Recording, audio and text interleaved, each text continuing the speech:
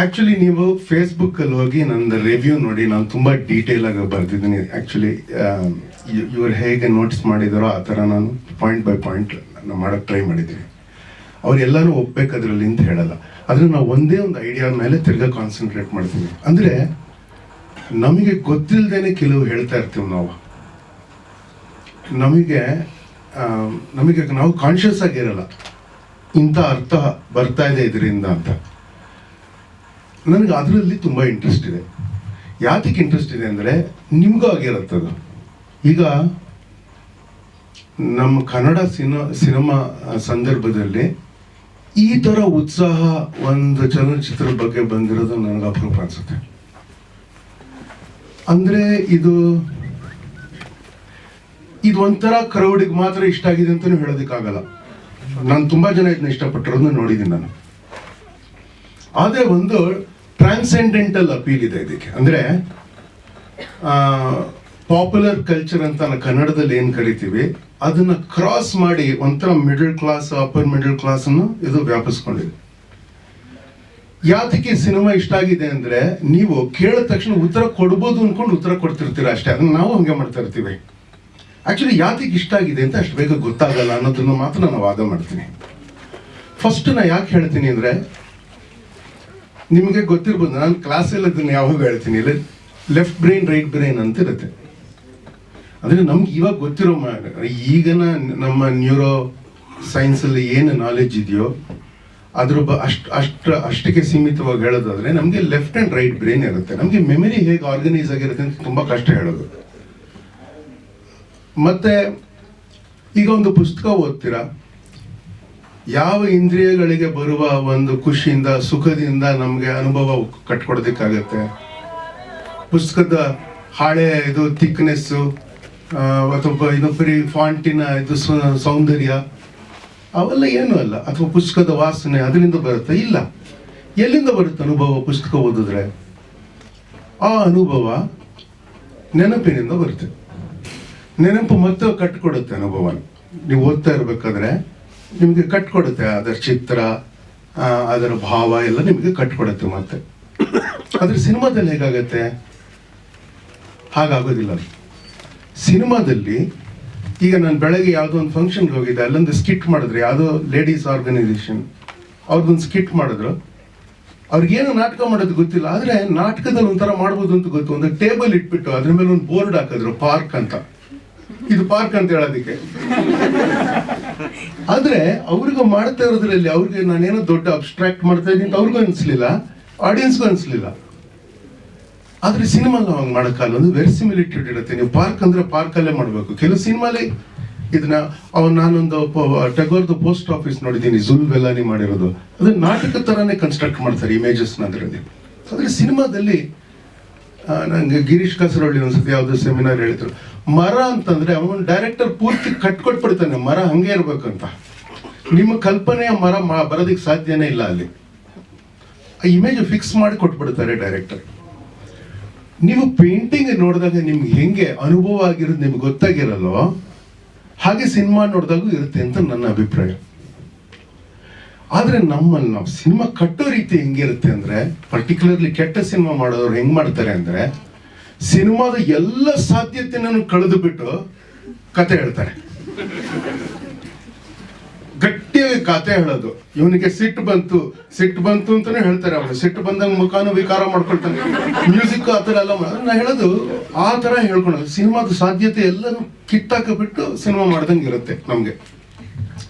ಅದು ವಾಚ್ಯ ಅಂತಾರಲ್ಲ, ಅದು ಮ್ಯಾನಿಫೋಲ್ಡ್. ಅದು ಬರೀ ಹೇಳೋದಷ್ಟೇ ಅಲ್ಲ, ಅದು ಮ್ಯೂಸಿಕ್ ಇಂದನೂ ಎಫೆಕ್ಟ್ಸ್, 3 ಸತಿ ತಲೆ ತಿರುಗಿಸೋದು, ಎಂಥದ್ದು ಮಾಡ್ತಾರೆ, ಏನೇನು ಮಾಡಿಟ್ಬಿಡ್ತಾರೆ. ಆಕ್ಚುಲಿ ನಾನೇನು ಹೇಳ್ತಾ ಇದ್ದೀನಿ, ಈಗ ಒಂದು ಕವನ ಓದ್ತೀವಿ ಅಥವಾ ಹಾಡು ಕೇಳಿಸ್ಕೊಳ್ತೀವಿ ಅಂತ ಇಟ್ಕೊಳ್ಳಿ, ನಮಗೆ ಸಂಗೀತ ಗೊತ್ತಿರಲ್ಲ. ಸಂಗೀತ ಗೊತ್ತಿಲ್ಲದಿದ್ರು ಹಾಡು ಇಂಪಾಗಿದೆ ಅನ್ಸತ್ತೆ ಕೆಲವು ಸಮಯ. ಅದು ರೈಟ್ ಬ್ರೈನ್ ಫಂಕ್ಷನ್ ಅಂತ ಹೇಳೋದು. ಇವಾಗ ಏನಾಗುತ್ತೆ, ಲೆಫ್ಟ್ ಬ್ರೈನ್ ಫಂಕ್ಷನ್ ಏನಾಗುತ್ತೆ, ಸೀಕ್ವೆನ್ಷಿಯಲ್ ಆಗಿ ಆರ್ಗನೈಸ್ ಮಾಡಿರೋದು ಅರ್ಥ ಮಾಡ್ಕೊಳ್ತೀವಿ. ಈಗ ಮಾತನ್ನು ಕಟ್ಟಬೇಕಾರೆ ಗ್ರಾಮರ್ ಬೇಕು, ಅದಕ್ಕೆ ಸೆನ್ಸ್ ಬೇಕು, ಸೀಕ್ವೆನ್ಸ್ ಬೇಕು ಅದಕ್ಕೆ. ಸೊ ಸೀಕ್ವೆನ್ಷಿಯಲ್ ಆಗಿ ಮಾತನ್ನು ಕಟ್ಟಕ್ಕಾಗುತ್ತೆ, ಸೀಕ್ವೆನ್ಷಿಯಲ್ ಆಗಿ ಬರೆಯೋಕ್ಕಾಗುತ್ತೆ. ಸೀಕ್ವೆನ್ಷಿಯಲ್ ಆಗಿ ನಾವು ಮ್ಯಾಥಮೆಟಿಕ್ಸು, ನಾವು ಕಂಪ್ಯೂಟರ್ ಪ್ರೋಗ್ರಾಮಿಂಗು, ಲಾಜಿಕ್ಕು ಎಲ್ಲ ಮಾಡೋಕ್ಕಾಗತ್ತೆ. But right brain ಹಂಗಿರಲ್ಲ.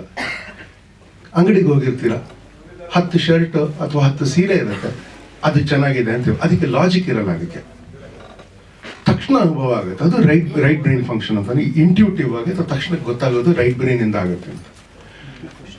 ಆಕ್ಚುಲಿ ನಿಮಗೆ ಸಿನಿಮಾ ಸ್ಪಷ್ಟ ಆಗದೆ ಇದ್ದಾಗ ಆದ್ರೂ ಅನುಭವ ಪಡ್ತಾ ಇರ್ತೀವಿ. ಇವಾಗ ನಮ್ಗೆ ಯಾರನ್ನ ನೋಡ್ತೀವಿ, ನಮ್ಗೆ ಅವ್ರು ನೋಡಿ ಇಷ್ಟ ಆಗತ್ತೆ. ನಿಮ್ಗೆ ಯಾಕೆ ಇಷ್ಟ ಆಯ್ತು ಅಂದ್ರೆ ನಮಗೆ ನಾವೇ ಸುಳ್ಳು ಹೇಳ್ಕೊಡ್ತೀವಿ, ಅದಕ್ಕೆ ನಾವು ತರ್ಕ ಇದೆ ಅನ್ಕೊಂಡು ಈ ಕಾರಣಕ್ಕೆ ಇಷ್ಟ ಆಯ್ತು ಅಂತ. ಹಂಗಿರಲ್ಲ, ಅದು ಇಷ್ಟ ಆಗಿರುತ್ತೆ ಅಷ್ಟೇ, ಯಾಕೆ ಅಂತ ಗೊತ್ತಾಗಿರಲ್ಲ. ಅದೇ ತರ ಸಿನಿಮಾನು ಇಷ್ಟ ಆಗಿರುತ್ತೆ, ಹಾಡು ಇಷ್ಟ ಆಗಿರುತ್ತೆ. ಇವಾಗ ನಾವು ಒಂದು ಹಾಡ್ದು ಟ್ಯೂನ್ ಏನಾದ್ರು ಹೇಳಿದ್ರೆ ನಿಮ್ಗೆ ಯಾವ ಹಾಡು ಅಂತ ಗೊತ್ತಾಗ್ಬಿಡುತ್ತದು. ಆದ್ರೆ ಲಿರಿಕ್ಸ್ ಬರ್ದು 3 ವರ್ಡ್ ಇವಾಗ ಹಾ ಅಂದ್ರೆ ಹಾಡು ಯಾವ್ದು ಅಂತ ಗೊತ್ತಾಗ್ಬಿಡುತ್ತೆ. ಆದ್ರೆ ನೀವು ಆತರ ಲಿರಿಕ್ಸ್ ಬರ್ದಿದ್ರೆ 3 ಹಾಡು ಯಾವ್ದು ಅಂತ ಗೊತ್ತಾಗದೆ ಇರ್ಬೋದು. ಯಾಕಂದ್ರೆ ಲೆಫ್ಟ್ ಬ್ರೈನ್ ಇಂದ ಆಗೋ ತರ ನೆನಪು ಬೇರೆ, ರೈಟ್ ಬ್ರೈನ್ ಇಂದ ಆಗೋ ತರ ನೆನಪು ಬೇರೆ. ನಾನು ಅದನ್ನ ಎಲಾಬರೇಟ್ ಮಾಡಲ್ಲ. ಬಟ್ ನಿಮ್ಗೆ ಫಿಲ್ಮ್ ನೋಡಿ ನಿಮ್ಗೆಲ್ಲ ಒಂದು ಸ್ಟ್ರಾಂಗ್ ಇಂಪ್ರೆಷನ್ ಆಗಿದೆ. ಯಾಕೆ 2ನೇ ಸತಿ ನೋಡ್ತೀರಾ, ಯಾಕೆ 3ನೇ ಸತಿ ಒಂದು ಸ್ಟ್ರಾಂಗ್ ಇಂಪ್ರೆಷನ್ ಆಗಿದೆಯಲ್ಲ, ಅದು ಯಾಕೆ ಆಗಿರ್ಬೋದು ಅಂತ. ನಾನು one of the things I said was, ಈಗ ಇವರು ಕಾಸರಹಳ್ಳಿಯವರು ಅಷ್ಟು ಚೆನ್ನಾಗಿ ಹೇಳಿದ್ರಲ್ಲ, ಅಂದ್ರೆ ಒಂದು ಜನ ಸಂಸ್ಕೃತಿಯ ಕಟ್ಟು ಸಿನಿಮಾದಲ್ಲಿ ಬರುತ್ತಲ್ಲ. ಅಂದ್ರೆ ಈ ಮೀನು ಅದು ಇನ್ನೇನು ಮುಗ್ದೋಗ್ತಾ ಇದೆ ತೊಗೊಂಡು ಹೊರಟೋಗವ ಅಂತ ಹೇಳೋದಿದ್ರೆ ಅದಕ್ಕೆ ಅರ್ಥ ಇದೆಯಾ ಇಲ್ಲ ಅನ್ನೋದಿದೆಯಲ್ಲ, ಅದು ಹೇಗಿರುತ್ತೆ ಅಂದ್ರೆ ಸಿನಿಮಾದಲ್ಲಿ ಲೈಟ್ ಹಾಕಿರೋದು ಅಥವಾ ಇದು ಆ ಸಮುದ್ರದ ಅಲೆ ಬರ್ತಾ ಇರೋದು, ಅದಕ್ಕೇನು ಅರ್ಥ ಇರ್ಬೋದು ಅಷ್ಟೇ ಅರ್ಥ ಇರಬೇಕು. ಅಂದ್ರೆ ಡೈಲಾಗಿಗೆ ಆಕ್ಚುಲಿ ಅಷ್ಟೇ ಅರ್ಥ ಇರುತ್ತೆ. ಅದಕ್ಕೆ ಡೈರೆಕ್ಟ್ ಆಗಿ ಕಮ್ಯುನಿಕೇಟ್ ಮಾಡೋದಕ್ಕಿಂತ ಇಂಡೈರೆಕ್ಟ್ ಆಗಿ ಕಮ್ಯುನಿಕೇಟ್ ಮಾಡ್ತಾ ಇರೋದು ಜಾಸ್ತಿ ಇರುತ್ತೆ. ಅದು ನಮಗೆ ಗೊತ್ತಾಗ್ತಾ ಇರಲ್ಲ, ಅದು ಏನು ಕಮ್ಯುನಿಕೇಟ್ ಆಗಿದೆ ನಮಗೆ ಅಂತ ಗೊತ್ತಾಗ್ತಾ ಇರಲ್ಲ. ಒಂದು ಪೇಂಟಿಂಗು ಅಥವಾ ಒಂದು ಪೊಯಮ್ ಹೇಗೆ ಕಮ್ಯುನಿಕೇಟ್ ಮಾಡುತ್ತೋ ಅದೇ ಥರ ಫಿಲ್ಮು ಕಮ್ಯುನಿಕೇಟ್ ಮಾಡುತ್ತೆ ಅನ್ನೋದು ನನ್ನ ಸೆನ್ಸ್. ಅದು ನಿಮಗೂ ಆಗಿರುತ್ತೆ. ನನಗೆ ತುಂಬ ಇಷ್ಟ ಇರೋ ಲೈನ್ ಹೇಳ್ತೀನಿ. ಫಿಲ್ಮ್ 2-3 ಇದೆ ನನಗೆ. ಒಂದು ರಕ್ಷಿತ್ ಕೇಳ್ತಾ ಇರ್ತೀನಿ ಯಾವಾಗೂ, ಅವ್ರು ಹೇಳ್ತಾರಲ್ಲ ಹುಡುಗಿ, ಅದನ್ನು ಕೇಳ್ತಾಳೆ ಪ್ರಶ್ನೆ, ತಕ್ಷಣ ಉತ್ತರ ಕೊಡಲ್ಲ. ಇನ್ನೊಂದ್ಸತಿ ಕೇಳಿದ್ರೆ ವೆಯ್ಟ್ ಐ ಆಮ್ ಥಿಂಕಿಂಗ್. ನನಗೆ ತುಂಬ ಇಷ್ಟ ಅದು ಲೈನ್. ಅದು ಅಂದರೆ ಥಿಂಕಿಂಗ್ ಅನ್ನೋದು ವಿಸಿಬಲ್ ಮಾಡೋದು ಇದೆಯಲ್ಲ, ಅದು ಡೈಲಾಗಿಗೆ ಪರ್ಪಸ್. ಅದು actually that's because you cannot say it otherwise. Dialogue ಮಾಡುತ್ತಲ್ಲ, ಅದು ಚೆನ್ನಾಗಿದೆ. ಅದೇ ಥರ ಅವರು ಅಲ್ಲಿಂದ ಅದೋಣಿಯಿಂದ ಅವ್ನು ರಘುವೆ ಮಾತಾಡ್ತಾ ಇರ್ತಾರೆ. ಏನೋ ಈ ಕಡೆಯಿಂದ ಹೇಳ್ತಾರೆ, ಅವನೇನು ಹೇಳ್ತಾ ಇದ್ದಾನೆ ಮರ್ಯಾದಾಗ ಅರ್ಥ ಆಗಿ. ಅಂದರೆ ನಾವೇನು ಮಾಡ್ತಾ ಇದ್ವಿ ಕನ್ನಡ ಸಿನಿಮಾಲಿ, ಅಂದರೆ ಕೆಲವು ಕೆಟ್ಟ ಸಿನಿಮಾಲಿ ಮಂಗಳೂರು ಥರ ಮಾತಾಡೋದೇ ಒಂದು ತಮಾಷೆ. ನಾನು ಮಂಗಳೂರು ಅಂತ ಫೇಸ್ಬುಕ್ಕಲ್ಲಿ ಬರ್ದಿದ್ದಕ್ಕೆ ಯಾರೋ ಬೈದ್ ನನ್ಗೆ ಹೇಳಿದ್ರು ಉಡುಪಿ ಅಂತ ಬರೀಬೇಕು. ಇಲ್ಲ ಮರ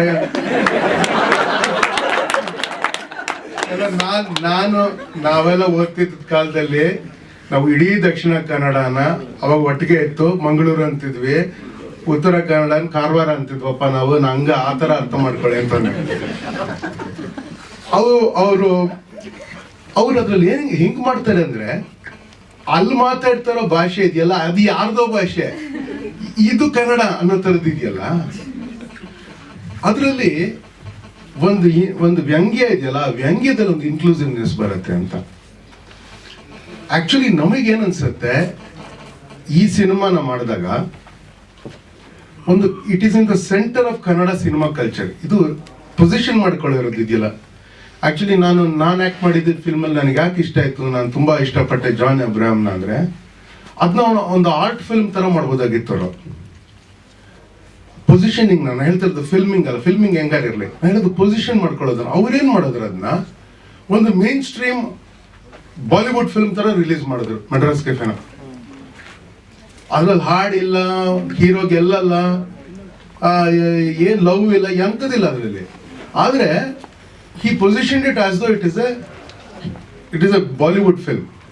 E film, it is positioned itself as a central Kannada film. Does not position itself as a marginal film in any way. Culturally marginal ಮಾಡ್ಕೊಂಡಿಲ್ಲ, dialectically marginal ಮಾಡ್ಕೊಂಡಿಲ್ಲ, ಮಾರ್ಕೆಟ್ ಅಲ್ಲೂ ಮಾರ್ಜಿನಲ್ ಮಾಡ್ಕೊಂಡಿಲ್ಲ. ಸೊ ಅದು ಆ ಥರ ಮಾಡಿದಾಗ ನೀವು ಫಿಲ್ಮನ್ನ ನೀವೇನ್ ಕ್ರಿಯೇಟ್ ಮಾಡ್ತೀರಾ ಅಂದ್ರೆ ಅಂತ ಸಿನಿಮಾ ನೋಡಿ ನಮಗೆ ಸರಿ ಸ್ಪಷ್ಟವಾಗಿ ನಮಗೆ ಗೊತ್ತಾಗದೇ ಇರ್ಬೋದು. ಈ ವಿಮರ್ಶೆ ನಮ್ಗೆ ಇವಾಗ ಇಂಥ ಸಿನಿಮಾ ಒಂದು 20 ಬಂದು ಈ ತರ ಡಿಸ್ಕಷನ್ ಮಾಡಿದ್ರೆ ನಾವು ನಮ್ಮಲ್ಲಿ ಒಂದು ಸಿನಿಮಾ ವಿಮರ್ಶೆ ಒಂದು ಪಾಪ್ಯುಲರ್ ಲೆವೆಲ್ ಅಲ್ಲಿ ಬರುತ್ತೆ, ಅದರ ಅಪ್ರಿಸಿಯೇಷನ್. ಇಂಥ ಫಿಲ್ಮ್ ಹಿಂಗಾದಾಗ ನಮಗೆ ಹೆಮ್ಮೆ ಅನ್ಸುತ್ತಲ್ಲ, ಅದು ಇಡೀ ಕರ್ನಾಟಕಕ್ಕೆ ತುಂಬಾ ಒಳ್ಳೆಯದು ಅಂತ ಅನ್ಸುತ್ತೆ. That is why this film. ನಾನು ಟೆಕ್ನಿಕಲ್ ಬೇರೆ ಹೇಳಿರೋದೆಲ್ಲ ನಾನು ಫೇಸ್ಬುಕ್ ಅಲ್ಲಿ ಇದೆ. ನಾನು I really feel you should go and read it. Okay? Thank you very much.